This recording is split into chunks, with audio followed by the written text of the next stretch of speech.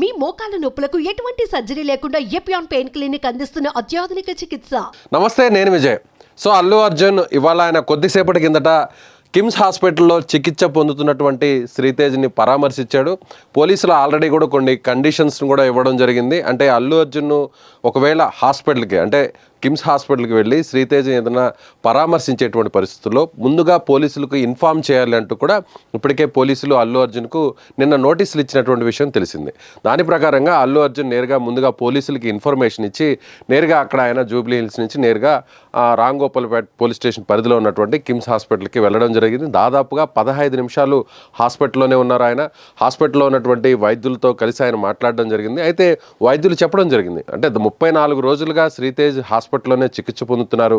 So రోజు రోజుకి కొంతవరకు తన కండిషన్ అయితే మాత్రం మెరుగుపడుతుంది అనేటువంటి విషయాన్ని కూడా హాస్పిటల్ వైద్యులు అల్లు అర్జున్కి చెప్పినట్టుగా తెలుస్తుంది. ఇప్పటికే అల్లు అర్జున్ ఫ్యామిలీ కావచ్చు, లేదంటే పుష్ప 2 సినిమా టీం కావచ్చు, శ్రీతేజ్కి సంబంధించినటువంటి వైద్య ఖర్చులకు అయ్యేటువంటి మొత్తం అంతా కూడా తామే భరిస్తామనేటువంటి విషయాన్ని కూడా చెప్పడం జరిగింది. అదేవిధంగా శ్రీతేజ్ తల్లి చనిపోయినటువంటి రేవతి కుటుంబానికి కూడా దాదాపుగా 2 కోట్లకు పైగా ఇప్పటికే ఆర్థిక సాయాన్ని అందించడం కూడా మనం చూసినటువంటి పరిస్థితి తెలుసు. అయితే ఇప్పుడు ఏదైతే అంటే ఫిలిం డెవలప్మెంట్ కార్పొరేషన్కి సంబంధించినటువంటి చైర్మన్గా ఉన్న దిల్ రాజు కూడా అల్లు అర్జున్తో కలిసి హాస్పిటల్కి వెళ్ళడం జరిగింది. అక్కడ హాస్పిటల్ వైద్య బృందంతో కూడా వీరు మాట్లాడడం జరిగింది. అయితే రహస్యంగా ఎవరికి కూడా మీడియాకి కావచ్చు, లేదంటే ఇతరులకు ఎవరికి కూడా ఇన్ఫర్మేషన్ ఇవ్వకుండా, అంటే మళ్ళీ ఒకవేళ ముందస్తుగా ఇన్ఫర్మేషన్ ఇస్తే మళ్ళీ భారీ స్థాయిలో అక్కడ అల్లు అర్జున్ చూడడానికి అభిమానులు వస్తారనేటువంటి ఉద్దేశంతోనే అల్లు అర్జున్ ఇవాళ ఉదయాన్నే నేరుగా ఎవరికి చెప్పకుండా ఆయన తన పర్సనల్ వెహికల్లోనే అక్కడి నుంచి బయలుదేరి హాస్పిటల్కి వెళ్ళడం జరిగింది. 15 మినిట్స్ అక్కడే ఉండడం జరిగింది.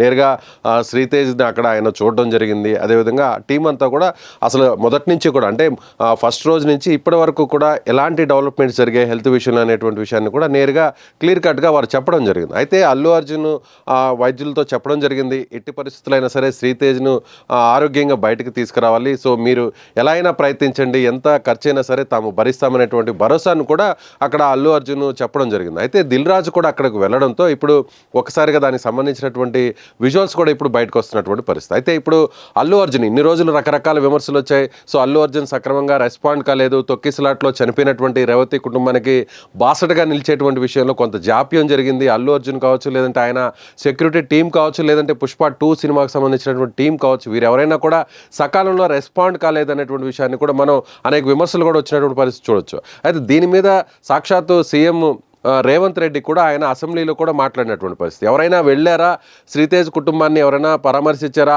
ఆ బాలుడు అక్కడ చావు బతుకుల మధ్య పోరాడుతుంటే కనీసం పుష్ప సినిమాకి సంబంధించినటువంటి టీం కావచ్చు, హీరో కావచ్చు, లేదంటే ముఖ్యులు ఎవరైనా కూడా అక్కడికి వెళ్ళి ఆయన్ని పరామర్శించారా అంటూ కూడా సాక్షాత్తు ముఖ్యమంత్రి అసెంబ్లీలో ఆయన విమర్శించినటువంటి పరిస్థితులు కూడా చూసాం. అయితే ఇప్పుడు 34 రోజుల తర్వాత పోలీసుల అనుమతితో నేరుగా అల్లు అర్జున్ అక్కడికి వెళ్ళడం జరిగింది. అయితే ఇప్పటికే అల్లు అర్జున్ తండ్రి అల్లు అరవింద్ కావచ్చు, లేదంటే సినిమాకి సంబంధించినటువంటి ఎవరైతే సుకుమార్ ఉన్నారో, డైరెక్టర్ సుకుమార్ ఉన్నారో, ఆయన భార్య కూడా అక్కడికి వెళ్ళడం జరిగింది. ఆర్థిక సాయాన్ని అందించినటువంటి కూడా మన పరిస్థితి చూసాం. ఇప్పుడు నేరుగా అంటే ఈ ఘటనకు పరోక్షంగానో ప్రత్యక్షంగానో కారకుడు అయినటువంటి అని చెప్తున్నటువంటి అల్లు అర్జున్ ఇప్పుడు శ్రీతేజ్ను పరామర్శించారు. సో అండగా ఉంటాము అనేటువంటి హామీని కూడా ఆయన ఇచ్చినటువంటి పరిస్థితి. అంటే ఈ ఎపిసోడ్ అంటే 34 రోజుల నుంచి పుష్ప 2 తొక్కిసలాట తర్వాత దాదాపుగా ఈ ఎపిసోడ్ కంటిన్యూ అవుతుందనే చెప్పాలి.